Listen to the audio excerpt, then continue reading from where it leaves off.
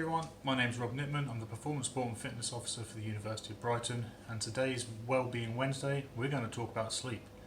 So we all know that sleep's massively important and we want quality over quantity, but that quantity is also still important. In an ideal world we're looking for 7.5 to 9 hours per night.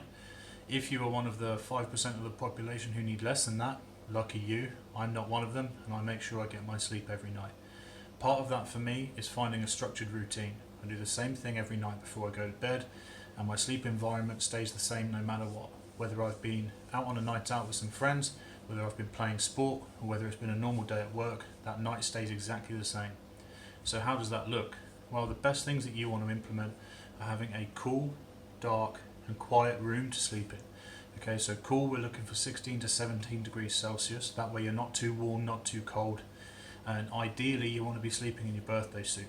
I know everybody loves a nice pair of pajamas these days, but if you can, try to avoid them, because that way there's less touch sense which is happening on your skin, less things to distract you from being able to get into a good sleep zone. Dark, ideally use some blackout curtains, blackout blinds. If you don't have those and you live in a well lit area, I suggest getting a well fitting blindfold or eye mask. Those are really good and really beneficial in helping blocking out that light, which will help you sleep.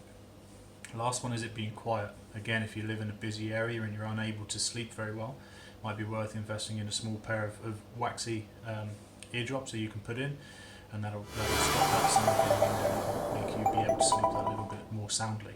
Okay.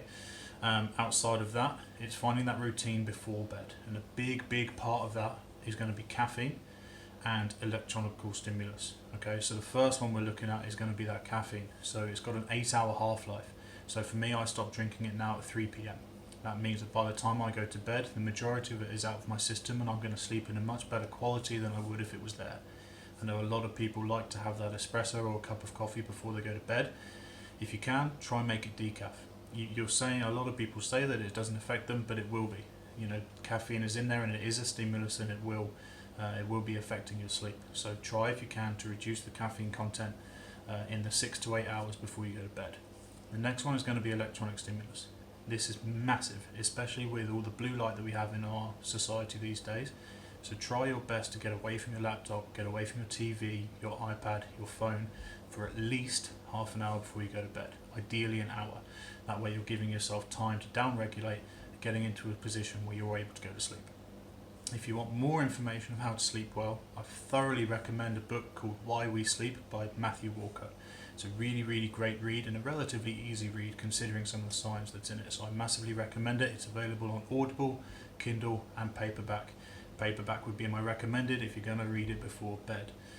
Hope that helps. See you again soon.